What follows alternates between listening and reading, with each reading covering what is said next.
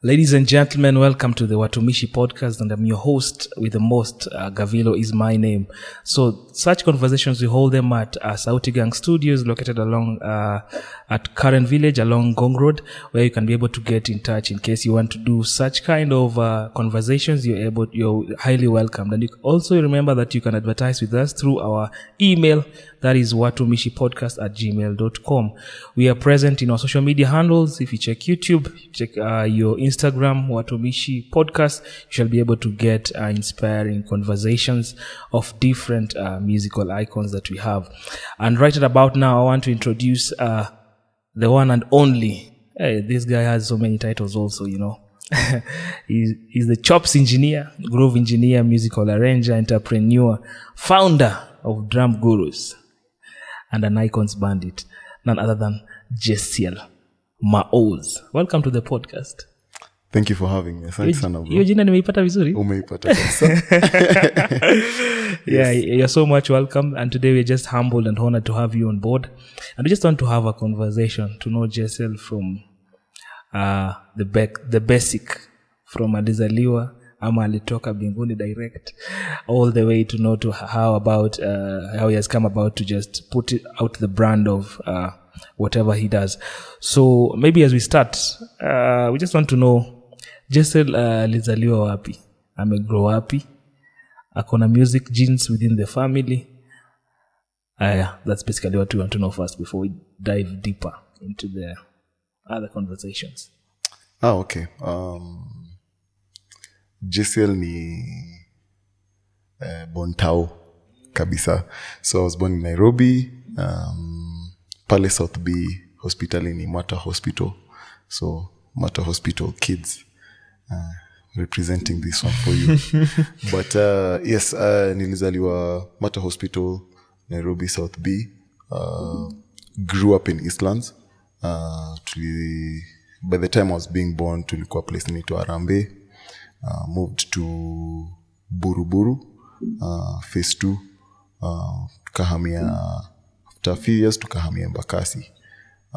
Did you ask me about school as well? Yeah, that was the next question I was to ask about schooling, primary, secondary, high school. Nasikia labda uko na PhD. Yeah. Hapana, sina PhD. But shule, primary school nilikuwa karibu tu hapo na place tulikuwa tuna stay. Hapo ndo nilianzia, place inaitwa Harambe Primary School. Hapo ndo nilikuwa did my whole primary school there. High school nikaenda Parklands Boys. Nilianza na Parklands Boys for 2 years. Katoka hapo nikaenda St. Mary's, where hapo ndo by that time at least sasa nilikuwa naweza play drums kiasi, and I was able to actually play in school. Our school had a drum set, so I was the school drummer from the moment they actually found out I can play. So then kutoka hapo is when I went to USIU. I studied finance, and then nikasema makaratasi taweka mali ni laminate chemzazi ni pasi muziki. Yes. So basically school, that's my school history. Yeah. So maybe now we get to the musical bit. But before that, you did finance. Yes. So pesa kidogo uko sawa, una manage. Napenda ufikirie hivyo, iko sawa. Okay. So maybe when did do you have a genealogy of music within your family or within the forefathers of the forefathers? No, or how did it come about? You're the first one ukasema, hey, mimi kama mchezi mimi nitacheza hiki. I think like most children in Nairobi, at least at the time, kuna vile watu wanakuanga too fascinated na instruments. So the church I grew up in, or at least where we were before, ilikuwa church inaitwa CRC. That's where my parents were. And then at the time I was interested in drums, but I never really got the opportunity to play. I was about maybe 3 years old. And then at some point my parents transitioned, and then they went to a church called ICC. Iko to Mombasa Road. And then your time tukianza, So tukiwa CRC, my dad was part of the leadership there, and so ilikuwa easy for me to have access to instruments and all that stuff, but I think I was very young also, so there's only so much that I could do. So when we moved to ICC, and my parents really took a break from ministry and they were not really serving at that point, it was really, really hard for me to actually play. Want to go and show interest in any instrument that I wanted to play at the time, which was basically the drums. So this happened later on when I was about 12, 13. A cousin of mine came to Nairobi to stay with us. Alikuwa amemaliza high school, alikuwa amekaa home, so alikuwa amekam naye kusoma. So my mama akampatia place to stay, nini, and so ICC iko na youth church yao inaitwa Front Runners. So one day my big bro alikuwa anampeleka. My mama alimwambia, "Hey, but this upeleke huyu to the youth church cause ICC has iko na different ya watoi nini." So when my bro was taking him there cause service yetu ya watoi pia iko imeanza, tukaenda wote. So when we were waiting for the service to start, niko na kakijana fulani very young, maybe he was older than me but alikuwa young kiasi. So nikajiambia, hii kanisa unakubali watu washike instruments, cause growing up kushika instruments kama mtu ilikuwa like hiyo ilikuwa tu makosa. So nikajiambia, hii church wanakubali watu washike instruments and all that stuff. So ikani intrigue, nikajiambia, by then nimetaka kucheza drums, let me try my luck. So nikaenda, I think a Sunday or two after is when nikapata hiyo courage, nikimwona hapo kwa drums, nikaenda nikamwambia, bro, niaje unaweza niache nini kidogo. He didn't mind as well, but he was actually sound engineer. Alikuwa interested more in sound than. So alikuwa ameambiwa, I think wewe ndo shike instruments usikie kama zinawaka or something. So hapo ndo, before that nilikuwa nachezanga wase beats kwa desk. Shule I was there. Ule naughty entertainer mwenye nani yeye alikuwa anacheza desk, mimi ndo nilikuwa naenda kwa nasema all the time. So nikienda kwa drums kucheza, I just realized I can't really interpret anything that I consume, and I can't really, like, this is so new, like sasa mtu anafanya nini na mguu ya right, mtu anafanya nini na mguu ya left and all that stuff. Then kuna msee anaitwa Pastor Steve, and alikuwa tunamta Steve at the time at Saini Pasi huko. Yeye ndo alikama kaniona, and naweza sema tu ni by God's grace, cause alikuja tu akaniuliza tu, ni aje bro, unajisikia kucheza, unataka kucheza drums? Nikamwambia akanifunza tu the basic nini, akaniambia tu mkono ya right, hivyo tulikuwa tunafunza yote, mkono ya right inafuata mguu ya right, alafu left inafuata after. So that's how it started. So akanifunza hiyo first beat nini, then I remember staying in for that service kusikiza tu praise and worship, observing him. So literally, because your church, the stage was very small, drums zilikuwa zinaekwa chini, and I would sit right next to the drums up, now watch to the whole service, like watu hata wakiworship wameshikwa na upako na nini, mimi niko tu hapo hivi, like watching the whole time. So sasa consistently, that's how I started going there. So I watch, observe. I didn't have a phone to record at the time, so I'd go practice immediately kama tuseme service imeisha ama asubuhi, because my parents used to go to church early in the morning, wanaingia prayers. So me your time, because this service ingine jaanza, naenda nakupata ka opportunity hapo, ama ka drama upia huko before afike, I have the time to kugusa na juliza ile beat alikuwa anacheza ni gani. So na observe. I didn't really talk. I never used to talk much at the time because sikuwa sure hata. I just felt like this was such a huge privilege. So nilikuwa najiambia tu siko sure kama nimuulize, but nikikwama sana I'd definitely ask. Nimwambie, there's a beat I saw you playing last week, you show me. So alafana nionyesha. But yeah, shout out to him, and he alikupea space. Sijui hata bado nilitoka wapi. Mtu at the time hakuna mtu alikuwa anakuja na kuuliza unajisikia kucheza, ilikuwa cheki toka ishia ucheze tu inafaa wewe ishia. It was about 12-13, so mtoi anadunini hapa. Yeah. yeah. Na mtu alikuwa anakuambia ishia ugrow, utagrow wapi mzee? Exactly wenda hivyo huko. Yes. So aside from Pastor Steve, maybe did you also get an opportunity maybe to also do your own learning in terms of YouTube and all that, ama kitu kingine ilikumotivate, ama mtu mwingine alikushika mkono, or an avenue that got you still up? Okay. That's a very broad question. I'll try break it down as much as possible. So when it comes to church, Frontrunners was the best place for me. ICC Frontrunners was the best place for me because at the time, they used to have a number of bands coming in to play. So I got to meet with very many Nairobi drummers at the time.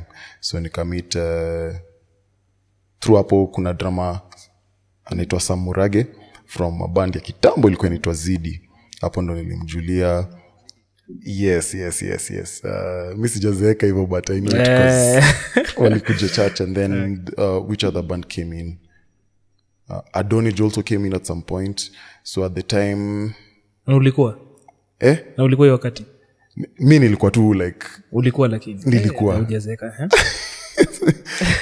I was mostly an observer because nilikuwa napenda muziki, but nilikuwa at the time. So Adonij pia kikam. I remember the first drummer nilimit at the time was Brian Omondi. I'm pretty sure you know him, very tall guy. Pia Brian nilimjulia hapo. When it comes to YouTube, at the time YouTube wasn't what it was now, so content and all that stuff. So kitu nilidu ni anytime ningepata like pesa ya cyber or something, I had a few videos that I'd go to and maybe learn from them. So the first drummer nili encounter online on YouTube was actually Big Mike Clemons, who was playing for Israel at the time, Israel Houghton. And then hiyo kwanza ilini shock juu ilikuwa zile za guy, what's like where kuna watu wanoma huko nje. And then because I think at the time Israel was the only artist nilikuwa najua wa that magnitude. And then ICC was a very kunafanya very many rock songs, but I don't know for some reason sijui kwa nini I can't remember any rock drummers. I just remember Big Mike because I went to, I think na YouTube nikatafuta kitu kama Israel Houghton's drama or something of the sort, ama Israel Houghton live. And then kuna video yake ilikuwa inakuja na caption ya Big Mike Clemons playing live. And yeah, so huyo. And then someone during the time also referred me to Calvin Rogers. So those are the first two international dramas I think I saw on YouTube. So hizo kulikuwa na videos kama at most 5 nilikuwa na watch like religiously. I'm just trying to understand how do we break these down people, all this? how do these people even balance their hands and their feet? How do they even approach music like that? Yeah. You play the right, which is your main hand? So I'm a left-handed. You are left-handed. Drummer, that but answers my question. Okay. Growing up with right-handed drummers, it pushed me to be ambidextrous. So nilianza kujifunza ku lead na my right hand because no one would like changing the whole kit to a left-handed for at the time someone who wasn't even playing during service ilikuwa kazi mob. So nili have ku learn kucheza na both, so which happened eventually to be an advantage. I know some people wonder how that happened. Hiyo ilikuwa out of a very unfortunate circumstance. It's not something that I like consciously decided when starting to play. It's just I can't change the kit to fit me with staki kuita disability, but with the way I am. So nili have to adapt. And then later on is when I realized it's actually working to my advantage, because unajua na instrument kuna the weaker hand na the stronger hand. So it has really helped me with time to balance out both hands. Yeah. Amazing. Na maybe kuna place tumeruka hapa katikati while speaking about high school campus. Were you engaged in music in that period of campus, high school? Yes. So shortly after nimeanza kuplay, I met with a few guys, tulikuwa same church. So tulikuwa na, can name them, kulikuwa na Ian, Alexander, Ivy, Alexander and Alfred Alexander, their siblings. So tulianza nao band sometime shortly after your period. Hiyo watapenda, but acha niambiane. Tulikuwa tunajita F major the band. F major the band. Hiyo F major ilikuwa imeua.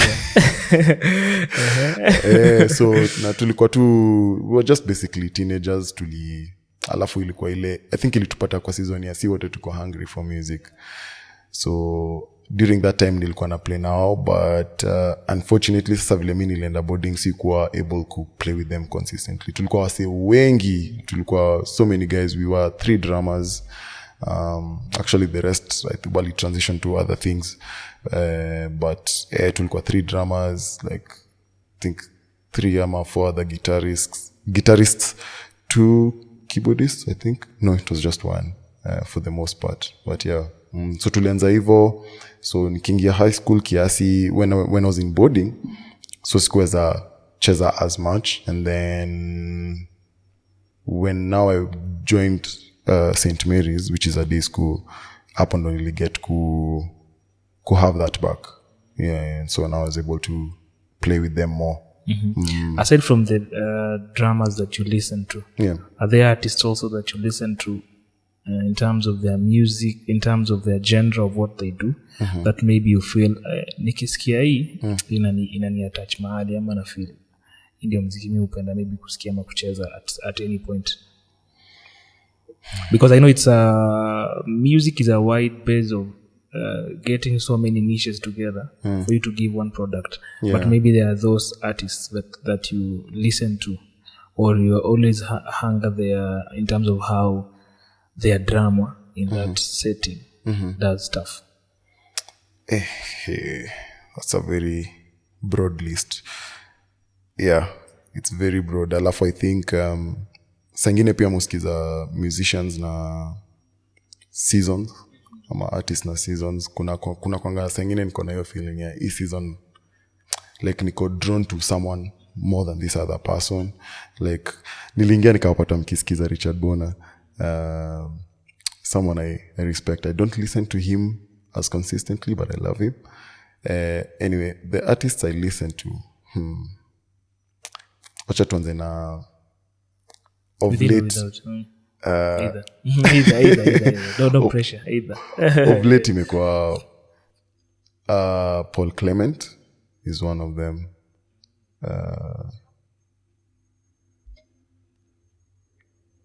Todd Dulaney is another one.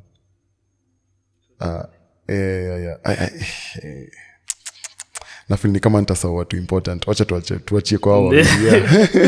Yes. Now, of course, Israel has always been a constant guy for me. Yeah.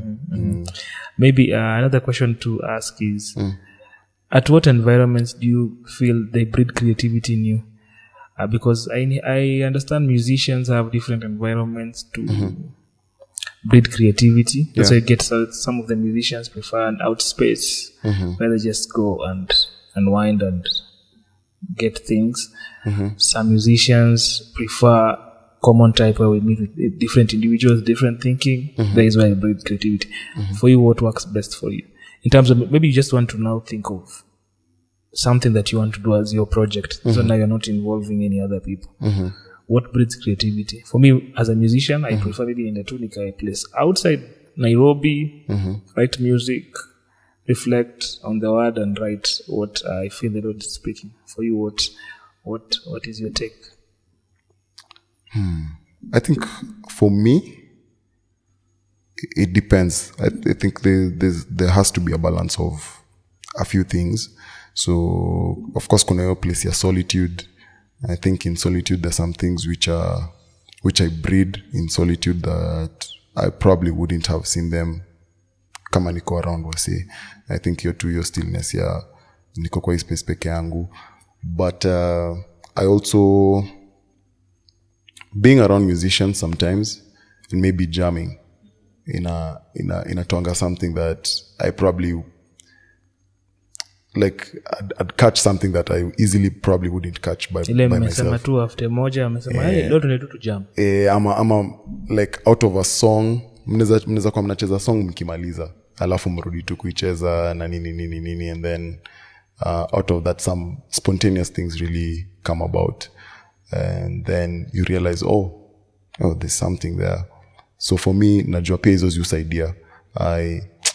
It's something I'm working on. I don't record myself as much maybe in audio wise, but I know some of the things that nime get ku catch or which are very spontaneous come from maybe we were doing something and then by your repetition, I don't know, for me my mind sometimes inaanza tu kufikiria very different. Ama neza land on something. So it could be something I'll play for like 2 bars or 3 bars without even thinking. Sometimes it's something a band member would highlight and be like, hey, by the way, do you mind repeating that? So sometimes juhukumbuki, at least having a reference also helps. So it's a balance of both. It's a balance of sometimes being around people and also being alone. It also helps. And then also the music I consume. Sometimes as I reflect on it, as I think of nini inanipatia sasa naanza kupata momentum towards a certain direction or another. Yeah. Awesome. Yeah. How do you come up with maybe your set skill of chops? Hizo ni vitu what you get in is what you get out. But I believe you always have some unique things that you play. Mm-hmm. And then someone comes and asks you, Jasiel, kuna kitu ulicheza jana? Mm-hmm. Nicheze hiyo kitu. You're like, gani hiyo? Hata mimi sikumbuki. And I believe most of the time for instrumentalists and artists, there are things that we do on stage that we can't replicate. I believe hatuwezi replicate after. Yep.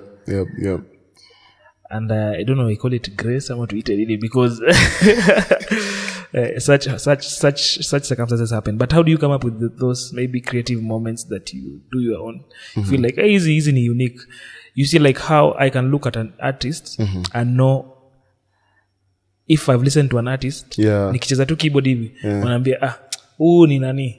Okay. Huu ni nani? Huu ni nani anacheza? Huu hata sasa amesikiza nani sana? How do you come up with that? I don't know. I think it's also what I play is also what I've been consuming so much inside. I think ni kama kuongea. Input, output. When it comes to maybe like my chops, I wouldn't say have a formula per se. This is just to help someone out there. I think for me, how I process music, and especially in regards to chops, I think muprako sana peke yangu, that some of the things I just allow, kuna vile, when I'm in it's like, let me try use this. I hope this works as an example. But it's like driving. In a place, you just know what to do. You know the timings of everything. That comes from you practicing much, you know. So kuna vile ukiingia kwa gari umezoea sana kudrive mpaka hujiambiangi okay, so hii ndo ya mafuta, hii ndo ya brake. Kuna mali nafika, it's clockwork that you know, okay, you know when to indicate, you almost know when to overtake if a car is moving slowly. You just know how to balance it. Yeah. So I think what I interpret comes from, of course there are those places where sometimes ni kitu msee nilisikia kifanya and all that stuff, but I'm also keen on my environment. So will that work with the place I'm playing? Kuna chops zingine I also choose not to do because they are not musically contextual. So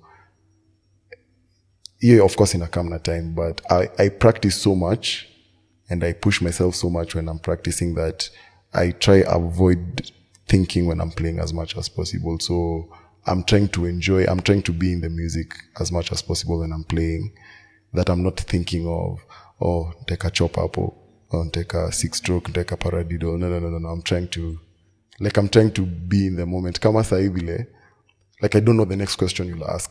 but na try kwa podcast as much as possible. Yeah, that's I hope that answers the question. Yes. And maybe being a drummer, I believe it's part of the hype of the band with the bass. You know, the grooves with the bass and the drummer are the ones who can either make people dance because of how foundational they are in terms of the instruments. We're not disqualifying the other instruments. Yes. But in real sense, those are the two instruments. And I believe you know that ukicheza fulani unaweza inua mood ya watu, ukicheza fulani unaweza fanya wase feel haiko. What's the balance, or how do you maybe gauge on in terms of songs, because different songs might have the same tempo but there's a place you feel like hapa hivi unahitajika upbeat kidogo for this particular song to get to where it should get. I'm very keen on listening to other instruments in regards to what everyone is playing. So one thing for me as a drummer ni, yes, as much as maybe tunaweza ita hype, I'm aware that you're a team when you're playing with a band, and it's not about individual kujionyesha ama kung'ara. Exactly. Like hata kama unaweza sema nimeng'ara, wacha ikue from a place of we were all supporting each other. It's just that it sounded like, or it felt like I'm standing out, not from a place of let me show people what I can do. Yeah. True. So basically, when it comes to that, I'm listening to everyone. I'm listening to what everyone is doing. Kuna chords nikisikia najua inapeleka something towards the side. And sometimes I'll ask if I'm not so sure, because I might take it to a certain approach, but whatever is being played is going to a different approach. So also just asking your band members, hapo mmecheza ni kama mnashukisha, so tunashuka ama tunapanda, you know, that also helps you guys being in unison. So for me as a drummer, nasikiza kitu kila msee ana play, najua ina contribute to, as much as we kama drummer huchezi numbers 1-4 1-5 ama whatever numbers, you're controlling a dynamic, you're controlling the dynamic of where the music is going. So I make sure, like, okay, if you guys are playing that, to me it translates this. So are we still in the same direction? Yes. Or no, hapo shuka kidogo, kuna place tuta change tena, hapo ndo utapandisha. That also helps a lot. So listening to whoever is around you, that will bring me to the next segment of directorship. But before that, it means for you to also be able to communicate, you have to be mic'd most of the time to talk or to ask or to be able to consult. That brings the question, have you also done directing in terms of music directing? Or for me na feeling, this is my perspective of things, na feel it's too much. Tena nianze kuambia watu tufanye hii na mimi tena ndio niko huko naangana kupigana na hizi vitu hivi. Or maybe to your practice, have you been a music director? Well, not on a large scale platform, maybe on a very small scale, and places nimekuwa director, I'd prefer working with someone mwenye akona knowledge ya chords, so because I do have it's very limited, so na prefer when I have someone who's there na nitamwambia, so when I hear this song, this is what I'm hearing, and this is what I'm listening to, from your standpoint, because you know, as long as you're not playing an instrument, there's something you do not see that person is seeing. Vile pia mtu kama si drama hajui what I'm processing as a drama, ukiniambia cheza hiki tu hivi, because actually one of the things as a drummer that I look at is when someone tells me something, I'm also keeping in mind that I'm playing with other people. And tukianza na bassist ndo mtu wa kwanza atakuwa affected, so ukikuja kuniambia itamuaffectaje na kitu alikuwa anacheza, itaffectaje guitarist, itaffectaje the keyboardist, so there's a whole ripple effect when it comes to all that. So with the few instances I have directed, I talk to our keyboardist na mwambie ni aje mimi hivi ndo na feel, ama this is how I look at it, nisaidie nini hapa tunaweza fanya something of this sort, ama inaweza nini hivi, help me with your chords knowledge and all that. Yeah. So professionally, when did you get into the professional scene of playing? Because I see you naina kaumeanza kitambo. Sasa ulianza kitambo hiyo ukasema mimi nimeingia cheza tu. Si kucheza. Kucheza nimecheza for a while.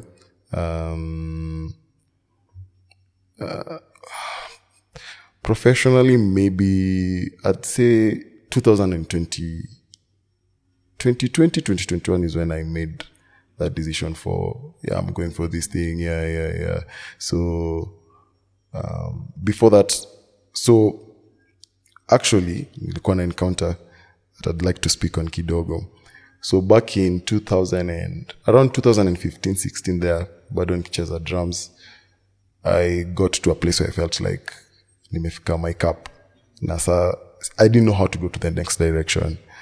So nilikuwa nimekwama, like I can see and I can tell someone is better than me, but I didn't know what I can do to like nasikia na mse atakwambia, the generic advice of practice. But uko ni practice nini, then again there's so much to consume and all that. So I met Christian Kibamba. I think you guys may know who Christian is, or if you don't know Christian Kibamba, he's a phenomenal drummer. So at the time nikamuuliza like, how do you even alicheza hiyo de nakumbuka aliplay nikashindwa, like me by then ilishtuka, like ile hata I don't even know how to put it into words. I was just like, first of all, your hands are so flexible. You can tell he's not thinking, he's in a state of mind. Ako kwa environment yake. Yani tu ako kuna vile msee anaweza cheza ujiambie, msee afikiri kitu yoyote hapo. Msee like hiki kitu ni yeye. Ni kama anakuambia tu jina, anaji express. So I could at the size ndo niko na hizo words za kusema, but at the time I was just like, how do I even get there? How do I get my mind to that place where I can express myself like that? So ndo nikamuuliza maswali, and he was very gracious, very open. Kanipatia a few tips hapo, and he was like, hey, anytime you need help, just reach out to me. So kaniambia start with rudiments. Kaniambia, well, I know all about that. Nimesearch kwa internet, I know everything to do with everything you're telling me, but I still just don't know how to go about it. So he was like, take one at a time. It's going to be hard in the beginning, but anza tu pole pole hapo. So hiyo ndo ilianza it just tapped my gears to another level in regards to thinking of music. So I started thinking differently. I started approaching music differently. Is to go for his gigs. Sana consume too. Like mimi, I'm actually a very big product of also consuming. Consumption. Hiyo kukatu hivi ni watch tu mse for me is sagine na feeling ni kama nakanga kama mtu inaweza katu hivi tu na zuba like, na hiyo for me inapeleka kitu sana kwa akili yangu. So after that is when I realized, this thing is actually working. And so nikaanza kupata courage. God akaanza kufungua opportunities. Had two small gigs hapa na pale nini. So by the time 2021 was coming in, that's also when I joined Icons. Is when I was just like, I'm going for this thing. Let's do it. Yeah. Naenda kabisa. Yeah. So maybe currently, how much time do you put on your craft in terms of practice let me say per week? Can I say per week? Tuseme per day. Per day, okay.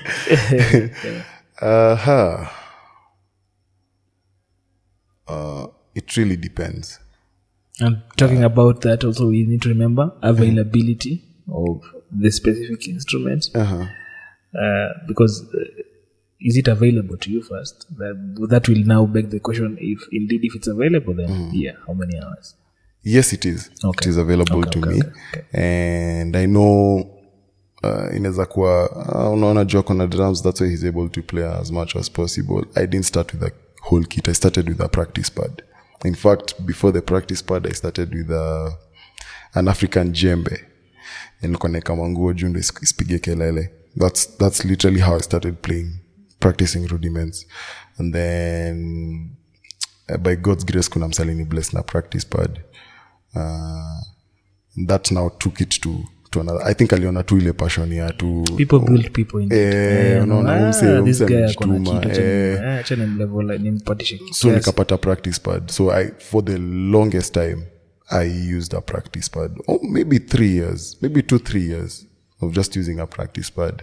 Then at some point kuna beshte yangu fulani alinisaidia na electric kit yake. Alikuwa naitumia for business, but alikuwa ananiambia when business is not available, kama uchukue prako. So that also helped me. Akaichukua back, had some time off, then nikasaidika na ingine. Someone helped me with another practice kit, full electric kit rather. So that's what I use at home. And so having that at home, I try as much as possible to practice daily. I might not do daily, but hakuna wiki inaweza pita kama sijaguza. Maybe the least is probably 4 times. Yeah. Depending on how busy I am, if the schedule allows, I can do so many hours. As of right now, I'm doing quite a number of hours. When it's not, I know the least I do is 30. You at a full day. So yeah, but the least amount of time I do a day. This is when I'm super consistent, and maybe when I'm busy is 30 minutes. I have a schedule. I make sure there are some things I need to score down. Yeah. Drumming involve a lot of energy. Yeah. So na imagine, unatumianga nini? Because in my time of viewing you play, unakuwa na energy fulani, yani unakuwa tu hyped tu. Unatumianga nini? I've watched you play at different platforms. And the energy is always top. Man. Top. Bora tu umepigwa ile fani yako pale chini.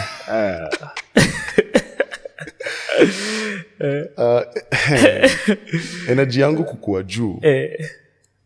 I think actually msaki ndio nikiprako hizi assume the same password like on stage. I think first of all, adrenaline is a gift from God. So when playing in front of people, when playing with people is very different when you're alone. So I can't even explain what comes, but I think I'm just expressive when the music is so good. Like siji ku feature. So your energy, I think, come too from enjoying the good music, then also being part of that music, and people are playing nice things around you. You are listening to a keyboardist play, a bassist play, a guitarist play. Like it's like alafu wanacheza vitu zenye unajua kiprako peke yako. Sometimes if you're rehearsing, you're practicing a song, ushasikiza kila kitu. When you're playing with people live, you don't know what they'll do next. So I think some of the excitement comes from like I never even saw that or heard that coming, or sometimes even the music taking a direction that you wouldn't think, but it sounds so good. Yeah, so energy just comes from and then the energy that we're feeding off each other, kiwa pamoja. Yeah. All that expression is that. Being that now the drum goes with the bass most of the time. Allow me to introduce your brother in here in this conversation. Muhimu. By the name Nick. Yes. I think you guys, your coordination is super amazing. I don't know if it's out of the build-up of time that you've had. I believe ni kama mna communicating internally. Whereby hapo nisigusi hapo nikaeke run nirudi na ile kick tuendelee. Okay. Is that built out of the times you've played together?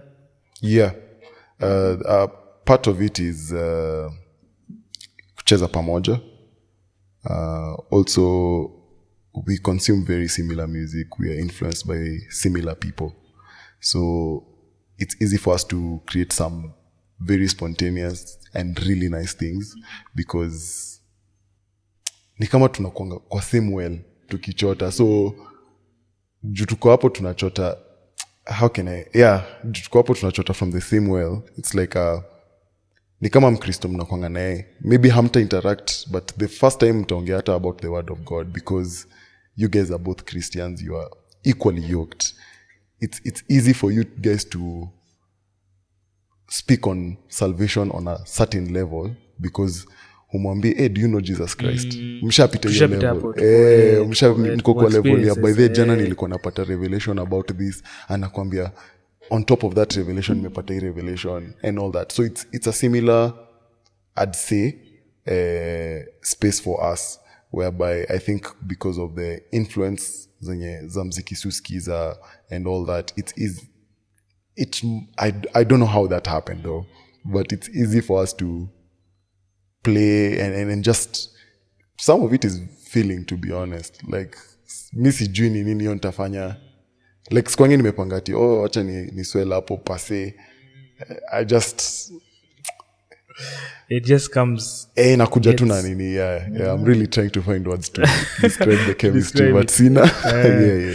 And maybe with that, I believe there's a lot of synchron in terms of the instrumentalists in general, but I'm still sticking on the bass and the on the drum. And I said they're mostly the foundational bass instruments in a band. And what happens ukiget ile place enye, I'm not saying this other person is not playing so well, but hampatani, maybe umeita sahi mahali umembe Jasiel kama maze tuko na kanini ka 30 minutes hapa, nataka uingie tu hapo maze tuwakilishe hii story tu, tufunge twende home. What happens ukijipata kwa situation kaa hiyo yenye umepata not amuelewani, mnaelewana, mnabonga your bestes, but the looking is just not, the looking is just not, hamuifungi vile unafeel nafaa kufungwa. I don't know. For one, for me, I'll talk it out. Like maybe let's say, or I'll just listen to. So what happens? Na mimi saa ingine ni, because I'm playing a pattern, and most times the bassist would feed off that pattern, right? So kuna times niki realize by their feed off, I can choose to adapt to their situation. So depending also, on depending on the anacheza, sasa unajua maybe pia ko limited, so kitu maybe na do like hailewi like what direction I'm trying to go, na si lazima, because music ni mnataka kuleta kitu pamoja. So staki, it's not about mimi kumwosha ama yeye kuniosha. We are a team. We are trying to speak one language at the end of the day. So it's easy for you to submit, depending on the situation. It's easy for someone to submit this thing they have, so that twende hii direction moja hivyo, compared to mini stick na pattern yangu hapo, yana stick na yake, alafu pia ujivi tuko gani pia keyboardista akonazo huko. So when that happens, it's easier to just to downscale basi. What's easier, nisiguse pattern kama yama nisiende na hiyo direction, sawa. So I try to downscale, nisikize kitu anadu, twende tu na hiyo direction. That way it's easier. But I believe for you right now as a brand as you are, that was just an outscale type of thinking. But I believe for you right now, you will say, Prako ni lini? Tunafanya Prako mara ngapi? Yes. How are we getting there? I believe that is now the real case scenario when someone approaches and asks, hey, Jasiel, niko na gig. Yeah. What is always your first initiation comment in terms of that? When someone, an artist asks, I have something, I want you to be part of it. I feel you need to be part of this. A specific recording or concert, or maybe they're just going to do their own concert to mahali. I think some of the basic questions I ask, number one, first of all, are in regards to magnitude. So akona vision gani anataka kuachieve nini. I think first of all, kitu over time nimelani, nataka artist relay everything before I even ask my question. Niambie tu ni aje, this is a live recording, kuna mwenye atakwambia I'm doing 6 songs, So also just confirming we are just doing 6 songs, right? Okay, sikuja uniambie umeongeza another 6 songs ama 12 songs on top, like that's a different conversation. So I think some of the few questions I'll ask for sure is timeline. So your goal is this, so unataka to meet for how long, so what's your timeline, how many rehearsals would you like, what are you thinking of course in terms of payment, and like your vision, like at the end of the day inakaje na how do I fit in with what you're going for, because you could have chosen anyone, but you chose to pick me over someone. So I think a few questions just leading to that, of course the monetary space, staki ikaeni kama nailenga jupia hii skills bible inasema inataka tupeleke mbele ya kings, tupeleke mbele ya kings exactly. That's a very big conversation. I believe we will need to have that one day. yes so I think to understand ni nini, so cause kuna msetu anaweza kuambia kitu na usiagree some of the gigs that who agree to na your vision, unaambia tu ni sawa tu, I'll pass it. Akikuuliza refer to someone, maybe that's a whole different conversation, but unamwambia tu me, I'm not able to show up because I'm not able to help you in that capacity. And maybe I'm not so much. That honesty is what we really need to. Yes. Because tusende ufanye kitu sema hiyo hata sikuwa. yes for me actually nilifika place na try ku avoid ku rant as much as possible if I can help it. If it's a circumstance that I didn't see coming, that's unfortunate. But for the places I can help, I'd rather me, I'm not able to commit to 50 rehearsals. Me, I'm only going to do 20, and because I know what I'm bringing to the table, I'm keen with my work.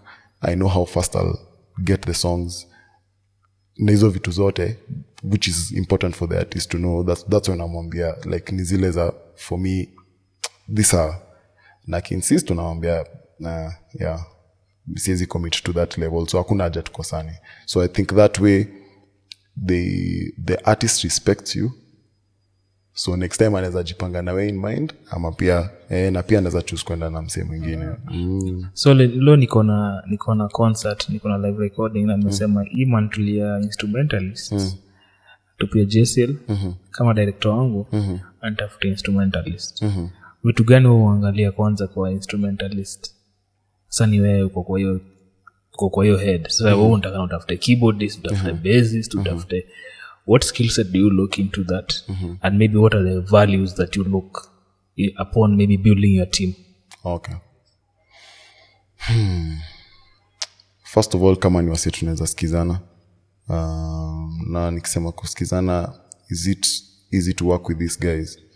So now working with these guys, of course humility contributes a very huge part, because sometimes kuna wase wana feel mi wezi ni show views zangu ziko top, inaweza kwa you need me, I don't need you type of situation. But then again also something that speaks to me is also for most part was how fast are you also able to get things. I think it's important to have people who are also sharp, and not saying that if you're not sharp you might be not as fast, but there's a space for you for sure. Si ati nimekudismiss kabisa, but I think two of the things that for me really work out in hiyo, how we sync together. Nikiangalia by the because ingine projects have things that happen sometimes out of your control. How would you handle it? Utaanza kubehave hapa ni kama nini tutujamia the whole week, exactly, tulikwambia kuchezea kitu kwa unaona, so people with a teachable spirit, very open minded, and wasipia fast, because depending on the artist, kuna artist mwenye yes execution nini alafu wasetu wanaweza sikizana tu all round, isikwe tu ina feel kama it's this side versus that side. So, I've seen you in different platforms across the media. One of them is Sanahab, where I saw you playing the drums. I've seen you in a few podcasts. One of them is called Drum Gear Talk. Then there's Drum Code Podcast. oh, Yeah, those are some of the podcasts I want to listen to. yeah. Despite I was not getting things, but I was, I'm just here to get some information, brother. Yeah, and lastly now I want to talk about Icons and maybe how you joined Icons, because I believe it's a team of very, very many brothers who are there, who are doing indeed amazing. Maybe I want to know, how did you get to join Icons? And maybe how was the approach in terms of joining Icons, or who approached you? If you did not form it as it was formed in the period that it was formed. Okay. So where do I start? Do I start with the podcasts? You can start with the podcast. I believe you get into those podcasts, it should be a big deal, because not anyone who gets to those podcasts. I don't answer those people. I'm like, hey, these are heavyweights today. Yeah. With the, I can't remember much about the drum gear one, but the drum code was very interesting because drum code near a guy called Damani Rhodes and drum coach Somadhi. So these two guys used to interview guys with a podcast during COVID times. And I love those guys. They're funny. They're so funny, and I would always relate with their content as much as they teach drums. I just felt like they're my brothers from the other side, you know. It's only nice now, Sana. So during one of their podcasts, a number of them, they used to mention, hey, by the way, if you want us to feature you on our podcast, just let us know. And then I was just like, I'd actually love to talk to these guys. I've never spoken to them. So akasema tu tuambie tu kwa DM unataka. Nikaenda tu nikamwambia tu, hey guys, yeah, exactly. So I just told them I'm interested. Then walinipiga scene. Kaniambia, niko na, I was too ambitious. I need to wait for my time. Yeah, true. So for some funny reason, last minute, I think just a few hours to a day too, they just told me, hey, sorry, we saw your DM, but we've been caught up, we've been busy with a few things. Are you open for a podcast, Nini Kesho? I was like, oh, well, okay.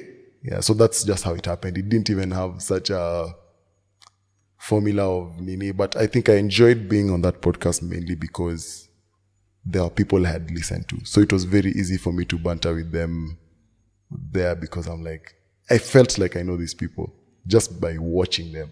Yeah. I mean, lifika hapo vitu zingine. Hiyo ilikuwa podcast ya drama. Hey, Father Lord. And then about Icons, how did you join Icons, or when did you join Icons? Oh, okay. So Kwanzia, I wasn't part of the starting team.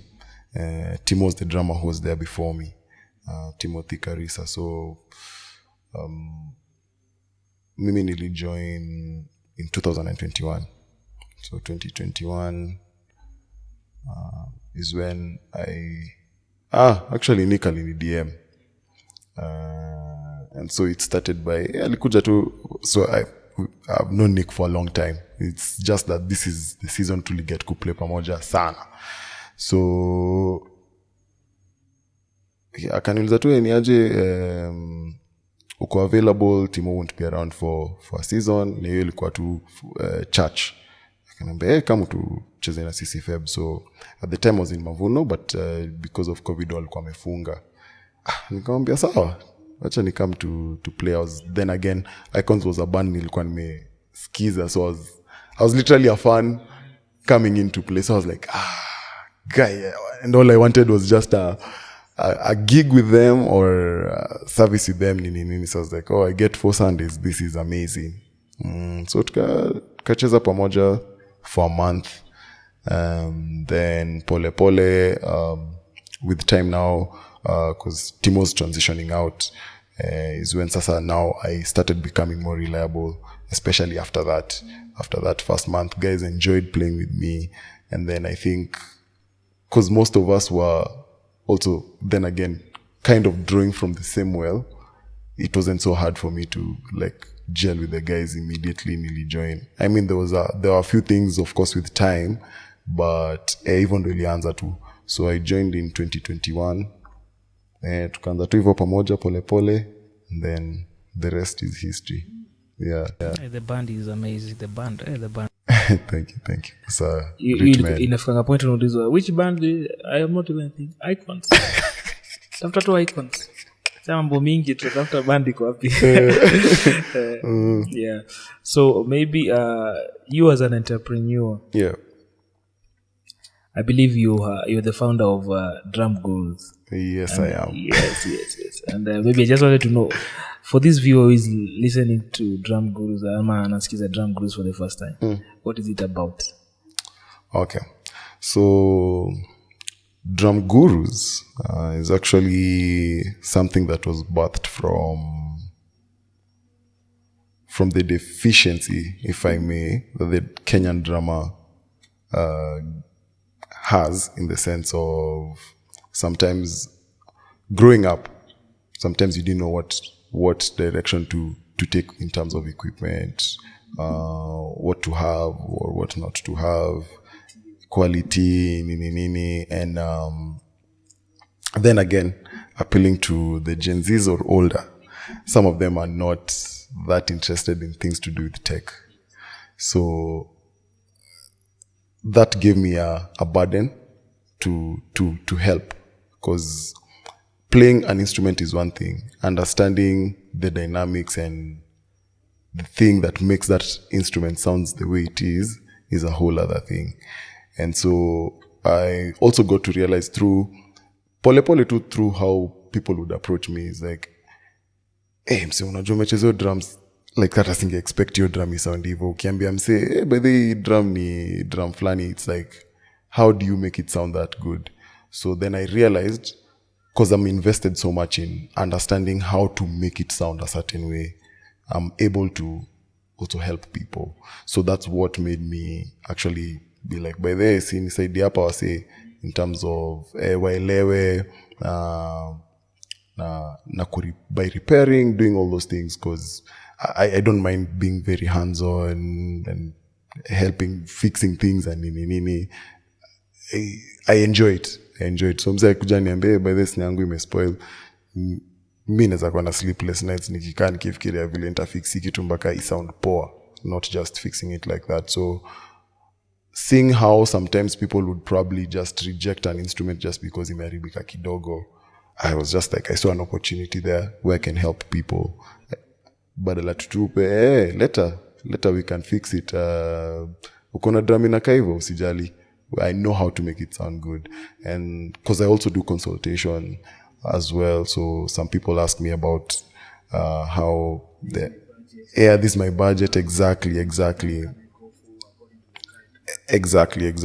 And because I've immersed myself into that also, I'm able to also help people get the right things with the little money they have, with the most money. Because sometimes wase wako na do but hawajui where to go. So unapata msee alibuy hiyo juu alirecommend hiyo, but hata understand vile itamsaidia for the environment.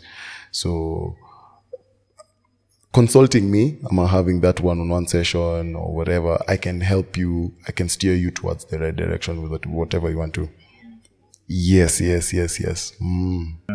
it means you also have a channel of suppliers or people maybe you can also be able to challenge someone too. Yes, 100%. Do you offer classes for drummers, or do you have that initiative within the Drumgurus umbrella? No, I'd say not yet, but if it comes up, for one, it won't be probably for beginners. It will be intermediate and advanced guys.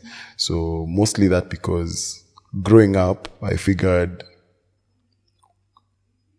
yes, I know some people want to play drums, but I have a burden for the people who are in my space where they know how to play, but they don't know when how to take it to the next level. Unaona unaweza kuwa unajua kufanya kitu but man ule msee akiingia unajua tu nasielewi vile ni mnoma kunishinda.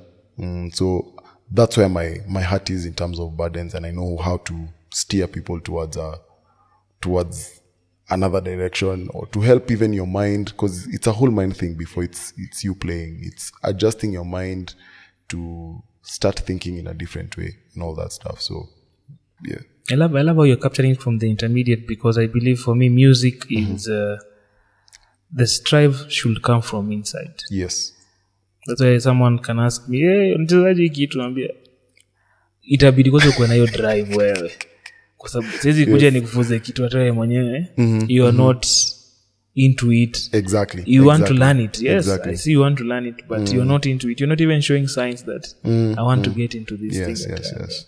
And maybe as we close out, we would love to have a Chops with Jasiel concert, Chops with Jasiel. Just come beat drums to what. Yeah, you can think about it. It's possible. Yeah, it's possible. Everything is possible. Yeah. It will be amazing. Just coming, jamming, tutakuwa tumevaa hiyo siku maviatu zetu za kucheza, tutadance kabisa. Malingala, manini, whatever music you give us, we'll be up to it. I'll consider that for sure. Yeah. Because I believe right now where you are at, you can be able to channel a piece of your own. For sure. You can go channel a piece of your own. And we shall be there to support. In case ukituhitaji sisi tuna come through. Sawa. Build the vision pia kabisa. Ndio sasa. Yeah, so how can people get to Drumgurus? Are you available on all platforms as Drumgurus? Maybe someone wants to make a consultation or wants just to maybe book a consultation, how can they do it? Okay. So for now, I'm on Instagram and Gmail. Drumgurus is a very young company actually. It started last year. So on Gmail, it's drumgurusouls@gmail.com. So souls ni siama kiroho ni SOLS. Yes, drumgurusouls@gmail.com. And then you can also find me on Instagram as drumgurus_. Yes. And maybe your social media handles now as Jasiel Maoz. Hey, this name Maoz. Hey, okay. Jina mzazi alinipea. So Jasiel Maoz on YouTube. All the other platforms is m.jasiel. Yes. Facebook ni Jasiel Maoz pia. Kwa wale wazee. TikTok, Instagram, m.jasiel_. Maybe as we wrap it up kabisa, 2025, do you have anything in store for us? Yes, stay tuned. Okay. Yeah, subscribe, follow. Yes. Kila kitu ingine utaiona hapo. Tukutafute kwa pages zako. Tukue hapo ready. Yeah, gold iko hapo. Just about. Tutafute pesa. Yes. Yes. Okay. Thank you so much for Jasiel for coming through, man. It has been an amazing and a pleasure to have you on board. And also for the viewers, remember this is where we gave you inspirational stories of the different icons and gurus that we have within the industry. So it's indeed a pleasure. So until next time, adios. Muchachos.